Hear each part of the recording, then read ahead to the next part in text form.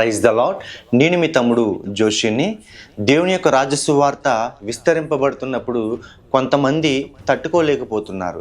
దేవుని యొక్క రాజ్య సువార్త ప్రకటించబడుతున్నప్పుడు కొంతమంది జీర్ణించుకోలేకపోతున్నారు. దేవుని యొక్క రాజ్య సువార్త విస్తారంగా సాగుతున్నప్పుడు కొంతమంది భయపడిపోతూ ఉన్నారు. వాళ్ళు ఎవరంటే క్రీస్తు వ్యతిరేకులు, క్రీస్తు ప్రేమ ఎరగని వారు. కొంతకాల క్రితం నేను ఒక సాక్ష్యం పెట్టడం జరిగింది. ఆ మాంత్రికుడిని సాక్ష్యం. తన పాత జీవితంలో ఉన్నప్పుడు మాంత్రిక విద్యలతో అనేక మంది కుటుంబాలని నాశనం చేయడం, తన యొక్క మాంత్రిక విద్యలతో ఒక మాటలో చెప్పాలంటే యేసుక్రీస్తు ప్రభు ఎవడు, వాడు నాకంటే గొప్పవాడా, వాడిని ఎలాగైనా సరే నా మాంత్రిక శక్తులతో బంధించాలని చెప్పి ట్రై చేసిన వ్యక్తి తన జీవితంలో తన పాత జీవితాన్ని ఎలా విడిచిపెట్టి నిజమైన దేవుడు యేసుక్రీస్తు ప్రభు ఎలా తెలుసుకున్నారో, ఇప్పుడు ఆయన సేవకుడిగా ఎలా వాడబడుతున్నారో అతని సాక్ష్యం యూట్యూబ్లో పెట్టా. ఆ సాక్ష్యం కొంతమంది మతోన్మాదులు యూట్యూబ్లో ట్రోల్ చేయడం జరిగింది. అక్కడ ఒక ఆశ్చర్యకరమైన విషయం అంటే నా దాంట్లో సువార్త కన్నా వాళ్ళ దాంట్లోనే ఎక్కువ సువార్త సాగడం జరిగింది. అనేక మంది హైందవులు తన యొక్క జీవితంలో బంధకాల్లో ఉన్నప్పుడు ఆయన యొక్క అడ్రస్ కనుక్కొని, ఆయన యొక్క ఫోన్ కనుక్కొని అతని దగ్గరికి వెళ్ళి ప్రేయర్ చేయించుకోవడం జరిగింది. ఇది కేవలం వాళ్ళ వల్లే జరిగింది. అయితే ఈ యొక్క పాస్టర్ని చంపడానికి అనేక విధాలుగా ప్రయత్నించారు. ఒక్కో అప్డేట్ నాకు ఆ ప్రేమ్చంద్ గారు ఇస్తూనే ఉన్నారు. ఒకానొక సందర్భంలో ఫోన్ చేసి ఎవరో ఇద్దరు వ్యక్తులు, బండి నెంబర్ లేదు, పాత బండి, మా గ్రామంలోనే తిరుగుతున్నారు, మా ఏదిలోనే తిరుగుతున్నారు, నా నడవడికలు అన్నీ కూడా పరిశీలిస్తున్నారని చెప్పి ప్రేమ్చంద్ గారు చెప్పారు. అయితే ఆయన అన్నారు, నాకున్న పలుకుబడి నాకుంది, నాకున్న అధికారం నాకుంది, నాకున్న గొప్ప ధైర్యం ఏంటంటే నా యేసుక్రీస్తు ప్రభు నాతో ఉన్నాడు అని చెప్పి ఆ ప్రేమ్చంద్ గారు ధైర్యం చెప్పారు. రాత్రులు నేను టాయిలెట్ పోసుకున్నప్పుడు బయటకు వచ్చినప్పుడు కూడా వాళ్ళు అదే సమయాన్ని తిరుగుతూ ఉన్నారు, మా ఇంటి చుట్టూరే వాళ్ళు తిరుగుతూ ఉన్నారని చెప్పి ఒక సందర్భంలో నాకు ఫోన్ చేయడం జరిగింది. రీసెంట్గా 2 రోజుల క్రితం కూడా ఒక సంఘటన జరిగింది. ఒక వ్యక్తి ఆ ప్రేమ్చంద్ గారిని కలవడానికి ఆయన అడ్రస్ కనుక్కుని ఖమ్మం నుంచి ఆ ఇంటికి వెళ్ళడం జరిగింది. పాస్టర్ గారు ఆ కుటుంబ సభ్యులు వచ్చి ఆయనతో మాట్లాడుతున్నారు. మీరెవరండి, మీరు ఎక్కడి నుంచి వచ్చారు అని చెప్తే ఆయన ఏమన్నాడంటే, మీ వీడియో నేను చూశానండి, మీరు సిఎంఆర్ షాపింగ్ మాల్లో యాడ్ మీరు చేయాలి, మిమ్మల్నే కాదు మీతో పలంగా మీసాల గుర్రపాతను కూడా ఈ యొక్క యాడ్లో యాడ్ చేయాలని అతని దగ్గర కూడా నేను వెళ్తాను, అయితే ముందర మీ దగ్గరికి వచ్చానని చెప్పి ఆయన చెప్పడం జరిగిందన్నమాట. అయితే ప్రేమ్చంద్ గారికి డౌట్ వచ్చి, మీ దగ్గరైనా ప్రూఫ్స్ ఉన్నాయండి, లేకపోతే మీ దగ్గర ఐడెంటిటీ కార్డు ఉందా, లేకపోతే అంతకితం చేసిన యాడ్స్ అయినా మీ దగ్గర వీడియోస్ ఏమైనా ఉన్నాయని అడిగితే ఆయన దగ్గర ఏమీ లేవని సమాధానం చెప్పారు. అతను బైక్ చూస్తే పాత బైకు, ఇంచుమించు ఖమ్మం నుంచి తెనాలి ప్రాంతం రావాలంటే 160-170 కిలోమీటర్లు ఆ పాత బైక్ మీద వచ్చాడంటే అది నమ్మశక్యంగా వాళ్ళకు ఉంది. ఒక 2 థమ్సప్ బాటిల్ తీసి, ఒకటి సీల్ తీసేసిన బాటిలే ఓపెన్ చేసి పిల్లలకిచ్చి తాగమనడం, మీరు కూడా తాగండి అంటాం, ప్రేమగా ప్రవర్తించడం, చక్కగా మాట్లాడడం జరుగుతూ ఉంది. మీరు ముందర తాగండి, తర్వాత మేము తాగుతాం అంటే మేము తాగమండి, మాకు అలవాటు లేదని చెప్పారు. తర్వాత పోలీస్ స్టేషన్లో ఏం జరిగిందో వింటే అది అందరికీ ఆశ్చర్యమే.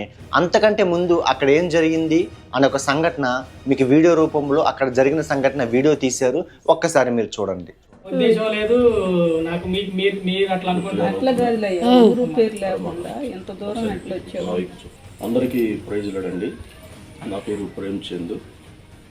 నేను ఈ సమయంలో వీడియో తీయటానికి గల కారణం ఏంటంటే, ఈ మధ్యకాలంలో దైవజనులు ప్రవీణ్ పగడాల గారి హత్యలో జరిగిన తర్వాత, ఆ హత్యల తర్వాత ప్రెస్ మీట్లో కూడా, టీవీ న్యూస్ల్లో కూడా మరి కొంతమంది మీద మరి హత్యా ప్రయత్నాలు జరుగుతాయి అనేటువంటి ఆలోచనలు వ్యక్తపరిచిన దాన్ని బట్టి మనమందరం కూడా అప్రమత్తంగా ఉన్నటువంటి సేవకులమే. అయితే ఈరోజు నా దగ్గరకు ఒక వ్యక్తి వచ్చాడు.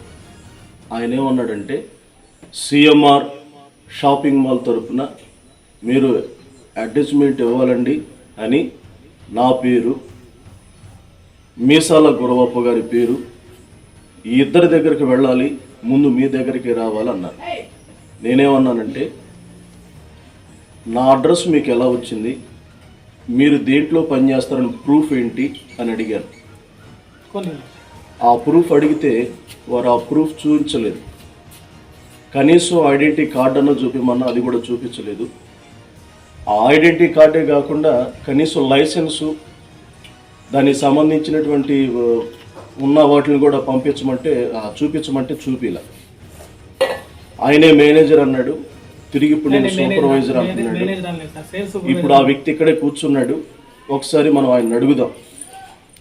సార్ మీ పేరు? నా పేరు రాజేష్ సార్. ఏం పేరు? రాజేష్. రాజేష్. మీరు ఖమ్మం నుంచి వచ్చారు. మీ పూర్తి ఇంటి అడ్రస్? మా పూర్తి అడ్రస్ కోదాడి, మన పెద్దగోపతి, ఖమ్మం పక్కన కొణజల్ల సార్. కొనజల్ల. మీ ఇంటి అడ్రస్? 1-18 పెద్దగోపతి, మన కొణజల్ల మండలం. 1-18 పెద్దగోపతి. పెద్ద గోపతి. లేదా చిన్న గోపతి పెట్టినా లేదు, పక్కన దీని పక్కన చిన్న గోపతి, అది వేరే ఒక చిన్న గోపతి. చిన్న గోపతి కూడా ఉంటుంది. చిన్న అంటే పెద్ద మనగాలి, చిన్న మనగాలి. మీరు ఎక్కడి నుంచి వచ్చారు ఇక్కడికి? ఖమ్మం నుంచి వచ్చారు. ఖమ్మం నుంచి వచ్చారు. రావటం కారణం ఏంటి? మిమ్మల్ని కలిసి వెళ్దాం వచ్చాను, మర్యాదపూర్వకంగానే కలిసి వెళ్దాం అని వచ్చిన. ఎందుకు వచ్చారు మమ్మల్ని కలవటం కారణం? మీరు ఏదైనా అడ్వర్టైజ్మెంట్ అంటే మీరు కొద్దిగా మాకు ఏదో కంపెనీ తరఫున ఏదైనా హెల్ప్ చేశారని చెప్పేసి. ఏ కంపెనీ? సిఎంఆర్ షాపింగ్స్ తరఫున మీకు కొంచెం మీరు ఏదన్నా అది ఒక రికార్డు ఏదైనా చేసి పెడితే కొంచెం అదేనా వైరల్ అయితే కొంచెం పేదవాళ్ళు కూడా తీసుకుంటారన్న ఆలోచనతో మేము చేసాం. దీని విషయంలో మేము నిన్నేమో ఫోన్ చేసి కానీ రిక్వెస్ట్ చేసి కానీ ఇస్తామని చెప్పలేదు కదా. కానీ మా పేరు, మా పాత నంబరు పనిచేయట్లేదు అన్నారు. పాత నంబర్ పనిచేయట్లేదండి, అందుకని చెప్పేసి ఆ నంబర్, ఆ పాత నంబర్ కూడా నా దాని మీద రాసుకొచ్చి పేపర్ మీద రాసుకొచ్చి నాకు చూపించారు.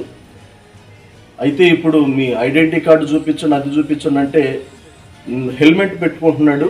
ఆ హెల్మెట్ పెట్టుకుని వెళ్ళిపోతున్నాడు. నేను కంగారులో ఉన్నానమ్మా, కంగారులో ఉన్నాను. మీ సార్ ఏదో అడుగుతున్నారు, నేను ఎక్కడి నుంచి వచ్చాను, ఏది అడుగుతుంది సార్, వర్కౌట్ కాదని చెప్పేసి నేను వెళ్ళిపోతాను. వర్కౌట్ ఎందుకు కాదండి? ఇప్పుడు మీరు మీ దగ్గర ఐడెంటిటీ కార్డు ఉండి మీరు నిజం చెబితే మేము కూడా నమ్ముతాం. మీ పేరు? రాజేష్. రాజేష్. ఇంటి పేరు? సిహెచ్ అండి. సిహెచ్ అంటే? చనుమోలు. చనుమోలు. చనుమోలు. కాబట్టి ప్రియ దైవ సేవకులారా, ఇలా ఆలోచన చేసుకుని ఏ ప్రూఫ్ లేకుండా మనం ఇక్కడ ఎవరున్నాము ఏంటని ఆలోచనలో మరి ఏం చేయాలనుకుంటున్నారో తెలియదు. ఈ వీడియో తీయటానికి గల కారణం ఇది. అతని దగ్గర బండి కీస్ కూడా తీసుకున్నాను.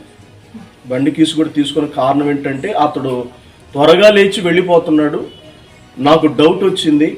డౌట్ను బట్టి నేను బండి కీస్ తీసుకోవటం జరిగింది. గతంలో కూడా మా దగ్గరకు వచ్చినటువంటి తెలంగాణ ప్రాంతం ఖమ్మం జిల్లాలో దైవ సేవకులు రాజన్న గారు మమ్మల్ని దర్శించారు. హ్యూమన్ రైట్స్ కింద అయ్యగారు పనిచేస్తున్నారు, జాతీయ అధ్యక్షులు. వాడు కూడా వచ్చి మమ్మల్ని పరామర్శించి పరిశీలించి వెళ్ళారు. ఆ తర్వాత ఎవరైనా మీకు అనుమాన స్థితిలో ఎవరైనా వస్తేనన్నా మీరు వెంటనే వీడియో తీయండి, ఫోటో తీయమని చెప్పారు. ఫోన్ ద్వారా మాత్రమే తీసుకుంటున్నాను. దయచేసి ఈ విషయాలన్నీ దైవజనులందరూ గుర్తించవలసిందిగా కోరుతున్నాను. అదే సమయంలో తనకు తెలిసిన లాయర్ గారికి ఫోన్ చేశారు. అదే సమయంలో పోలీస్ స్టేషన్కి ఫోన్ చేశారు. పోలీసులు ఎమర్జెన్సీగా అక్కడికి రావడం జరిగింది. ప్రేమ్చంద్ని, ఆ వ్యక్తిని అక్కడికి తీసుకెళ్ళడం జరిగిందన్నమాట. అప్పుడు వరకు కూడా మౌనంగా మాట్లాడిన వ్యక్తి, అప్పుడు వరకు కూడా సాధారణంగా ఉన్న వ్యక్తి, అప్పుడు వరకు కూడా ఎటువంటి దూషణకరమైన మాటలు మాట్లాడుకోకుండా చక్కగా నటిస్తున్న వ్యక్తి ఆ పోలీస్ స్టేషన్లో ఏం మాట్లాడాడో చూస్తే అది అందరికీ ఆశ్చర్యమే. ఆ పోలీస్ స్టేషన్కి వెళ్ళిన తర్వాత మీరు ఎక్కడి నుంచి వచ్చారు, ఎందు నిమిత్తం వచ్చారు, మీ ప్రూఫ్స్ అడిగితే ప్రూఫ్స్ చూపించట్లేదు, అసలు మీరు ఎవరు అని చెప్పి ఆయన అడిగితే ఆయన చెప్పిన సమాధానం ఏంటంటే, ఈయన గత కాలంలో ఒక వీడియోలో మాట్లాడారండి, మా ధర్మం గురించి అవమానకరంగా మాట్లాడారు, మా ధర్మం గురించి దూషణకరమైన మాటలు మాట్లాడారు, ఇతను ఎమర్జెన్సీగా ఇతని మీద కేసు వేయాలి, మీరే ఇప్పుడు ఇతన్ని పోలీస్ స్టేషన్లో పెట్టండి అని చెప్పి ఆ వ్యక్తి చెప్పగానే ఈ ప్రేమ్చంద్ గారికి కూడా తనకున్న డౌట్ తీరిపోయింది. ఈయన ఎవరో కాదు, మతోన్మాది, అంటే క్రీస్తుకు వ్యతిరేకి. ఈ నడవడిక కనుక్కోవడానికి వచ్చారో, లేకపోతే కుదిరితే వీళ్ళు చంపాలని చూసి వచ్చాడో, లేకపోతే వీళ్ళ పరిస్థితి ఎలా ఉంది, తర్వాత అటాక్ చేయడానికి అనుకూలంగా ఉంటుందని చెప్పి చూడడానికి వచ్చాడో తెలీదు. తన నిజస్వరూపం ఏంటో అక్కడ పోలీస్ స్టేషన్లో చెప్పాడు. అయితే ఈ పక్కనున్న మతోన్మాది అప్పటి వరకు కూడా సామాన్యంగా ఉన్న వ్యక్తి అతని బ్యాగులోంచి 500 రూపాయల నోటు కట్టలో తీయడం పెట్టడం జరిగిందన్నమాట. అది కల్లారు ఎస్ఐ గారు ఈయన గారు చూశారు. దానికి అర్థం ఏంటంటే, నేను సామాన్యమైన వ్యక్తి కాదు, నేను పలుకుబడి కలిగిన వ్యక్తినే అని అనడానికో, లేకపోతే ఈ పోలీసులకి డబ్బులు ఇచ్చి మేనేజ్ చేసి ఈ ప్రేమ్చంద్ గారిని ఏదో చేయాలని చెప్పి అలా ఆలోచనతో తీశారేంటో తెలియదు. కానీ ఎస్ఐ గారు ఏమన్నారంటే, ప్రేమ్చంద్ గారు మరి ఈయన ఏం చేయాలి అని అడిగితే, మా ఇంటికైతే రావడం జరిగిందండి, చక్కగా మాట్లాడడం జరిగింది, కానీ ఇతని వల్ల మాకు ఏమీ హాని కలగలేదు, కాబట్టి ఇతన్ని విడిచిపెట్టేయండి, ఈయన ఇంటికి వెళ్ళిపోతాడని చెప్పి ప్రేమ్చంద్ గారు చెప్పడం జరిగింది. అలాగా ఈ మతోన్మాది వాళ్ళ ఇంటికి వెళ్ళిపోయారు. ఈ ప్రేమ్చంద్ దైవజనుడు కూడా ఇంటికి రావడం జరిగింది. ఒక తన త్రాగుబోతు జీవితంలో తన కుటుంబాన్ని నాశనం చేసుకుని సమాజాన్ని కూడా నాశనం చేస్తూ వస్తున్న సమయంలో అతను దేవుని యొక్క రాజ్య సువార్త విని సత్యాన్ని తెలుసుకుని త్రాగుడు విడిచిపెట్టి కుటుంబం కట్టబడి యథార్థంగా తన జీవితంలో జీవిస్తున్నప్పుడు నువ్వు ఎందుకు మతం మారావని చెప్పి ప్రశ్నిస్తున్నారు. కొంతమంది రౌడీలు, సమాజానికి హానికరంగా జీవించే వ్యక్తులు, మర్డర్లు మానభంగాలు చేసే వ్యక్తులు, ఇతర వ్యక్తుల్ని దూషించే వ్యక్తులు, ఇతర వ్యక్తిని తన కుటుంబాన్ని ఎలా నాశనం చేయాలని డబ్బుకి అధికారానికి లోబడి ఎవరినైనా సరే సంపాదన చూసే ఈ రౌడీలు అనేక మంది దేవుని యొక్క రాజ్య సువార్త ఆయా జైల్లోనూ లేకపోతే ఆయా ప్రాంతాల్లోనూ దేవుని యొక్క రాజ్య సువార్త విని దేవుని యొక్క ప్రేమ తెలుసుకుని వాళ్ళ పాత జీవితం మొత్తం విడిచిపెట్టి సమాజానికి మంచి చేయాలని చెప్పి అనేక మంది సేవకులుగా ఈరోజు వచ్చి జీవిస్తున్నప్పుడు వాళ్ళని అడుగుతున్నారు, మీరు ఎందుకు మతం మారారు అని చెప్పి. కొంతమంది నక్సలైట్లు, ప్రభుత్వానికి పోలీసులకి అందరికీ వ్యతిరేకంగా ఈ నక్సలైట్లు తన జీవితంలో నిజమైన దేవుణ్ణి ఎవరైనా తెలుసుకుని రాజ్య సువార్త విని ఇప్పుడు దేవుడి గురించి ప్రకటిస్తూ ఉంటే మీరు ఎందుకు మతం మారారు అని చెప్పి ఇప్పుడు ప్రశ్నిస్తున్నారు.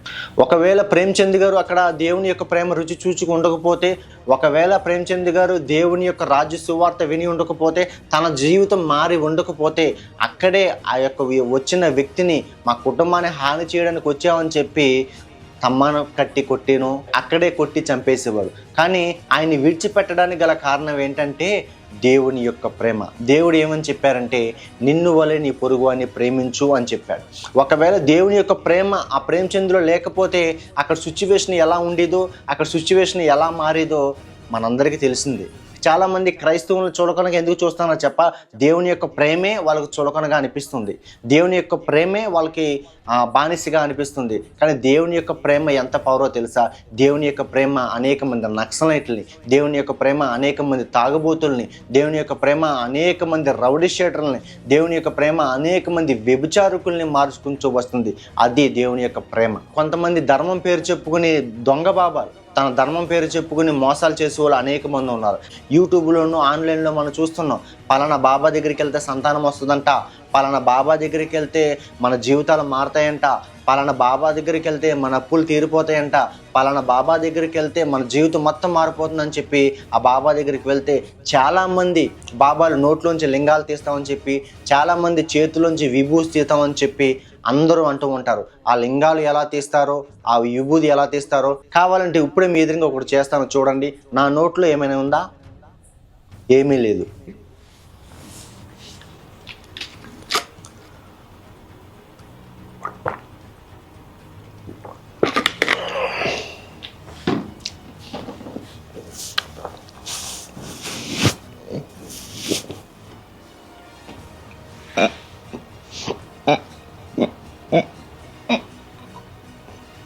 ఇలాగా అనేక మంది బాబాలు, ఇది ఒక లింగం అనుకోండి, ఇలాగా నోట్లోంచి ఆ లింగాలు తీస్తున్నట్టు జనాల్ని మోసపరిచి అనేక మంది సహోదరులు గర్భం లేని వాళ్ళు ఆయన దగ్గరికి వెళ్తే పలానా బాబా నోట్లోంచి లింగాలు తీస్తున్నాడంట, పలానా బాబా చేతుల్లోంచి ఈ బూది తీస్తున్నాడంట అని చెప్పి వాళ్ళ దగ్గరికి వెళ్ళి, నమ్మకంతో వచ్చిన భక్తులు వాళ్ళ దగ్గరికి వెళ్ళి అక్కడికి వెళ్ళిన వాళ్ళతో కూడా అసభ్యంగా రూమ్లో వ్యభిచారం చేయడం, రూమ్లో స్త్రీలని పాడు చేయడం మన ఆన్లైన్లోను సోషల్ మీడియాలోను అన్నీ చూస్తున్నాం. మరి అటువంటి వాళ్ళని ఎందుకని మీరు వెళ్ళి ఖండించట్లేదు?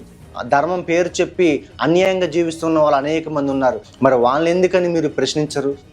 మా దేవి దేవతల్ని దూషించారు, అతన్ని విడిచిపెట్టను అని చెప్పి నువ్వు వచ్చావు కదా.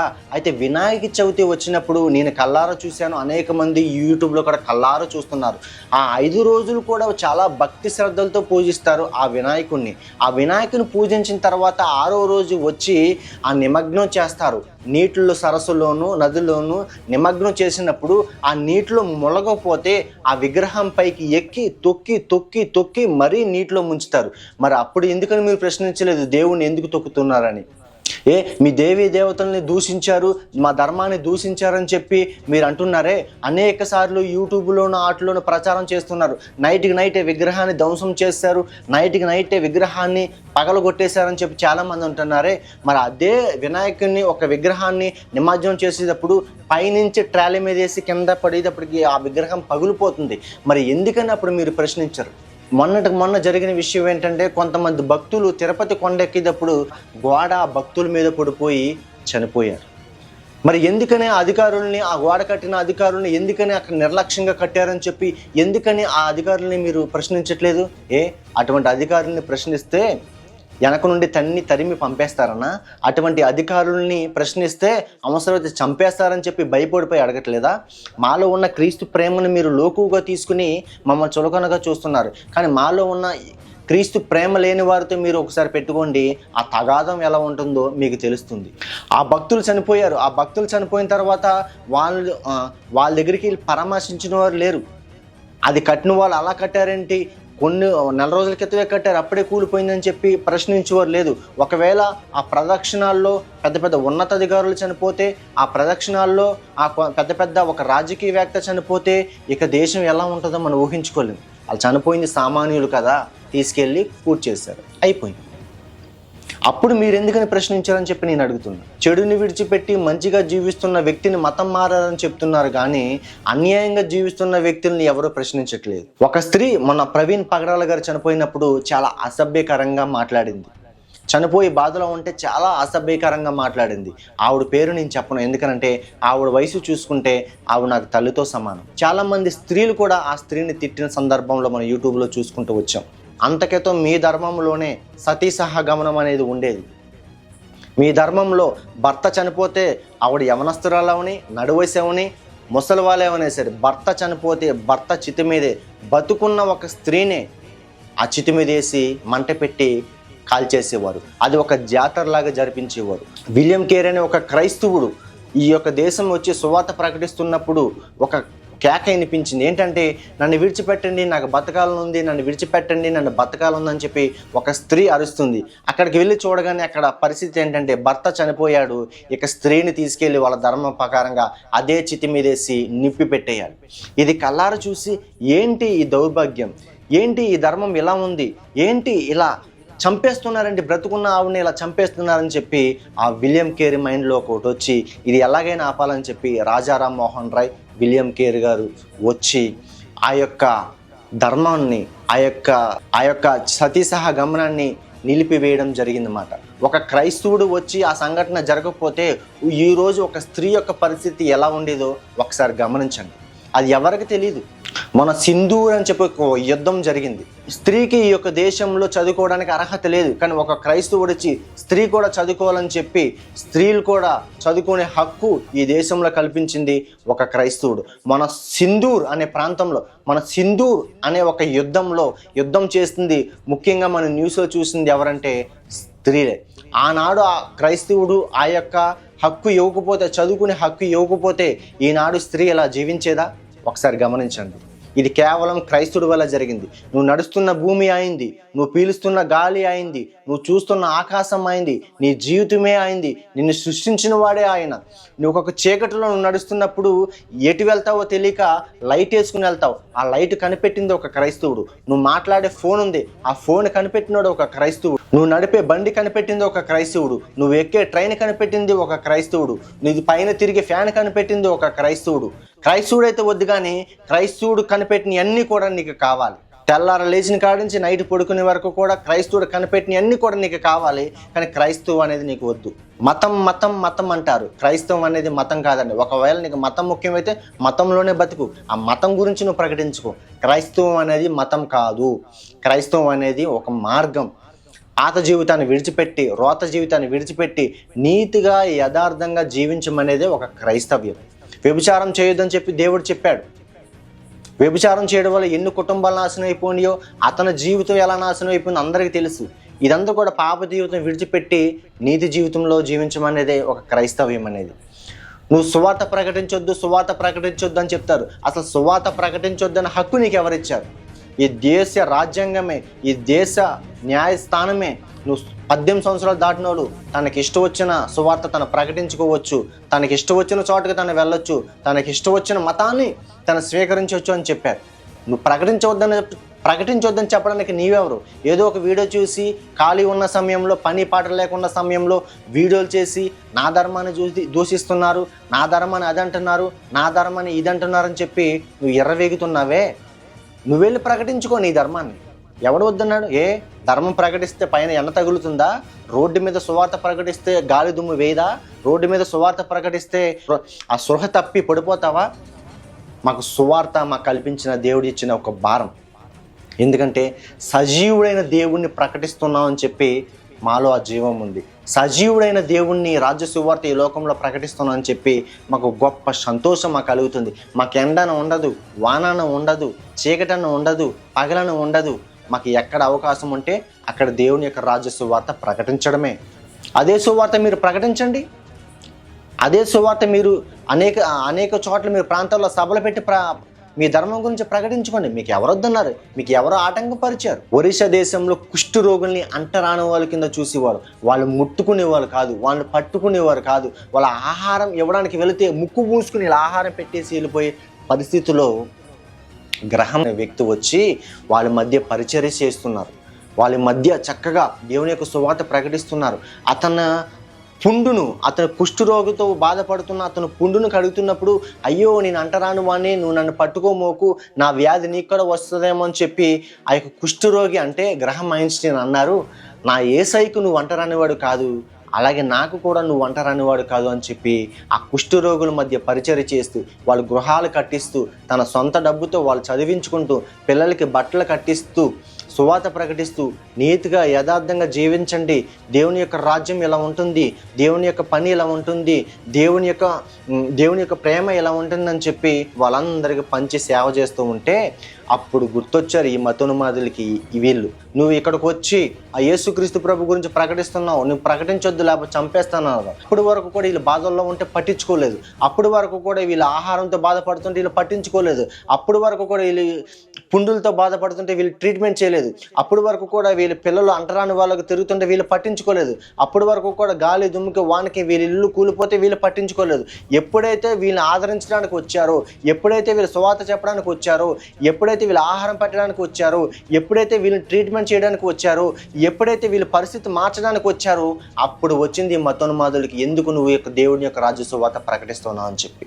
గ్రహం సువార్త పని సాగించుకుని వచ్చి కారులో పడుకున్నప్పుడు 2 పిల్లలండి, 5 సంవత్సరాల బాబుకుడు, 10 సంవత్సరాల బాబుకుడు కారులో పడుకున్నప్పుడు అటో బాబు ఇటో బాబు పడుకుని గ్రహం ఐన్స్టీన్ గారు ఇలా ఉన్నప్పుడు అర్ధరాత్రి వచ్చి కారులో అద్దాల బట్టలు కొట్టి మీరు బయటకు వస్తారా అంటే పిల్లలు కేకలేస్తూ daddy daddy daddy daddy daddy అని చెప్పి వీళ్ళిద్దరు పిల్లలు కేకలేస్తూ అరుస్తూ ఉంటే తండ్రి యొక్క హృదయం ఎలా ఉంటుందో ఒకసారి ఆలోచించుకోండి. అదే సందర్భంలో తన దగ్గర ఉన్న పెద్ద కర్రలతో సూదిగా ఉన్న ఒక కత్తుల్ని ఆ పిల్లల పొట్టలో పొడిచి చంపేస్తే తండ్రి యొక్క హృదయం ఎలా ఉంటుందో ఒకసారి. ఆ పసికందులకి ఏమి తెలియదు, వాళ్ళ జీవితం అంటే ఏమి ఇంకా తెలియని ఊహల్లో ఉన్నారు. వాళ్ళ డాడీతో, వాళ్ళ మమ్మీ వాళ్ళ డాడీతో చక్కగా సంతోషంగా ఉన్న వ్యక్తిని, చిన్న పిల్లల్ని పొడిచి చంపేస్తుంది ఈ యొక్క మతం. అది కసితీరగా ఆ పెట్రోల్ పోసేసి కారుని మొత్తం దగ్ధం చేశారు. అది మీ మతం, అది మీ ధర్మం. ఇంత జరిగినా కూడా ఆ గ్రహం ఐన్స్టీన్ యొక్క భార్య ఏమన్నదంటే, వీళ్ళెంత చేసినా కానీ వీళ్ళని నేను క్షమిస్తున్నాను, ఎందుకనంటే నా యేసుక్రీస్తు ప్రభు నన్ను క్షమించాడు, వీళ్ళని నేను క్షమిస్తున్నానని చెప్పి క్షమాభిక్షణ పెట్టింది వాళ్ళకి. అది ఎంతటి వారికండి? కన్న కొడుకులు, చిన్న బిడ్డలు ఆ భర్తతో కలిసి పొడిచి చంపేసి ఆ కారులో పెట్రోల్ పోసి చంపేసిన సందర్భంలో కూడా ఒక తల్లి యొక్క హృదయం ఎలా ఉంటుంది? అయినా సరే వీళ్ళని నేను క్షమించాను అని చెప్పి ఒక మాట వదిలింది. అది దేవుని యొక్క ప్రేమ అంటే. నిజంగా అండి, నేను కొన్నిసార్లు చూసినప్పుడు నాకు చాలా బాధ అనిపించింది. ఎందుకంటే మా దేవుడు పేర్లు ఎత్తుతున్నారు, మా దేవీ దేవతల పేర్లు ఎత్తుతున్నారు, ధర్మాన్ని దూషణకరంగా మాట్లాడుతున్నారు అని చెప్పి చాలామంది అంటారే. నిజంగా వినాయక చవితికి మా ఊళ్ళోనే, మా ప్రాంతంలోనే వినాయక చవితి 5 రోజులు నిష్ఠగా భక్తిగా పూజ చేస్తారు. 6వ రోజుని తీసుకెళ్ళి ఆ నీటిలో ఆ విగ్రహం మునగపోతే పైకెక్కి తొక్కుతారండి. దేవుడు అనబడే వారిని పూజించి తర్వాత ఆ విగ్రహాన్ని పైకెక్కి తొక్కుతారు. ఆ యూట్యూబ్లో కూడా చాలామంది చూశారు. మరి అప్పుడు అనిపించలేదా ఎందుకు తొక్కుతున్నారు అని చెప్పి? అప్పుడు ప్రశ్నించలేదా? మాటతోనే మీకు ఇలా అనిపిస్తున్నప్పుడు డైరెక్ట్గా కాలుతో తొక్కుతున్నారే, అప్పుడు మీకు అనిపించలేదా? రాత్రి విగ్రహాలు పలగొట్టేశారు, విగ్రహం ధ్వంసం చేశారు అని చెప్పి మీరు అందరూ కూడా ఎగబడిపోయి ఆ కేకలు వేసుకుంటూ రోడ్డంతా ఈదిరంతా తిరుగుతారే, నిజంగా అదే విగ్రహాన్ని నిమజ్జనం చేసేటప్పుడు పైనుంచి ట్రాలీ మించి పడేసి పగలు కొట్టేసేస్తారే, కింద పగిలిపోతే అప్పుడు ఎందుకు మీరు ప్రశ్నించరు? ఒక ఆలోచన అనేది మీకు రావట్లేదా? ఒక అవగాహన అనేది మీకు రావట్లేదా? ఒకసారి గమనించండి. క్రీస్తు యొక్క ప్రేమ పాపుల్ని రక్షించడం. నిజంగా ఒకసారి గమనించండి. ఆ ప్రేమ్చంద్ దైవజనుడికి ఇంటికి వచ్చిన ఆ వ్యక్తి ఈ ప్రేమ్చంద్ గారికి దేవుని యొక్క ప్రేమ రుచి చూచి ఉండకపోతే ఆయన పరిస్థితి ఎలా ఉండేదో, ఆయన అసలు ఇంటికి వెళ్ళిపోడా, వెళ్తే ఏ పరిస్థితుల్లో వెళ్ళిపోడు, ఎలా వెళ్ళిపోడు ఒకసారి గమనించండి. ఒకసారి రివర్స్లో చూడండి. అదే ప్లేస్లో వచ్చి దేవుని ప్రేమ ఎరగని వ్యక్తికి ఇంటికి వెళ్ళినప్పుడు ఇలా మిమ్మల్ని టార్గెట్ చేయడానికి వచ్చినప్పుడు అని విషయం తెలిసినప్పుడు కాలర పట్టుకుని దవడ మీద కొట్టి చెట్టు కట్టేసి కొట్టి అవసరమైతే ఆయన ఎలా చేస్తారో నడవడానికి కూడా పరిస్థితి లేకుండా చేసి అతన్ని పంపిస్తాడు. కానీ అతన్ని ఒక దెబ్బ అయిపోకుండా, ఒక మాట అయిపోకుండా, ఒక విచిత్రమైన విషయం ఏంటంటే ప్రేమ్చంద్ గారి దైవజనుడు ఆ వ్యక్తి మతునుమాదని తెలిసి కూడా ఆ ఇంట్లో భోజనం పెట్టాడండి. ఆ ఇంట్లో భోజనం తిన్నాడు. అది క్రీస్తు యొక్క ప్రేమ. దయచేసి గమనించండి. ఎవరు మతం మారొద్దు, ఎవరు ధర్మం మారొద్దు. ఒకవేళ మీ జీవితంలో సమాధానం లేదా, ఒకవేళ మీ జీవితంలో ఒక మార్గం అనేది కనబడట్లేదా, ఒక్కసారి దేవుని ప్రార్థించండి. రుచి చూసి దేవుని ఎవడో మీరు తెలుసుకోండి, అంతే. మీరు మతం మారొద్దు, కులం మారొద్దు, ఏది మారొద్దు. మీ పరిస్థితి ఒకవేళ బాగుపోయినప్పుడు, మీ జీవితం ఒకసారి బాగుపోయినప్పుడు, అనేక మంది హైందువులు తన జీవితంలో సమాధానం లేనప్పుడు, తన యొక్క జీవితంలో ఒడిదుడుకులు ఉన్నప్పుడు, తన జీవితంలో మరణ పడకలో వెళ్ళినప్పుడు యేసుక్రీస్తు ప్రభు అంటే దూషించే వ్యక్తులే అతను నిజంగా రక్షించేవాడని చెప్పి అడిగి ఆయన యొక్క రుచి చూసి ఆయన సువార్త పని చేసే వాళ్ళు ఇప్పుడు అనేక మంది ఉన్నారు. మీరు గుడ్డిగా నమ్మొద్దు, మీరు గుడ్డిగా రావద్దు. రుచి చూసిన తర్వాతే మీరు అడిగేయండి. మతం మారొద్దు, ఏం మారొద్దు. మనసు మార్చుకోండి, సత్యం ఏంటో తెలుసుకోండి, ఆ సత్యాన్ని అందరికీ ప్రకటించండి. మీ అందరికీ వందనాలు.